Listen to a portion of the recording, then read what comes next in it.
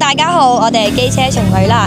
咁有冇見到我身邊企住一位1.9米高嘅英俊少年啊？係啦，咁大家應該都識佢係邊個㗎啦。咁佢就係大河馬中天賽車場嘅老闆黃尚啦。係啦，黃尚啊，咁我哋都見到咁多次啦，咁我都嚟咗你個場幾次啦。咁有冇話其實，如果我哋有時帶啲 friend 過嚟，有啲新手過嚟嘅話呢，會唔會有咩建議啊？有咩準備，同埋有冇話點樣對佢哋會好啲呢？咁樣嘅，佢哋啱啱開始玩嘅時候，如果冇裝備嘅話呢，我哋會提供裝備俾佢哋嘅。咁車我哋會準備埋俾佢哋嘅。咁佢哋直接帶個人過嚟就 OK 㗎啦。好。咁然之後呢，嚟到之後呢，如果佢哋係唔識得玩嘅，我哋係會有人教嗰啲基礎嘅動作啊，剩嗰啲咁嘅。咁佢哋想學呢個動作啊，我哋係冇收錢嘅，呢個純屬個人愛好教佢哋玩嘅啫。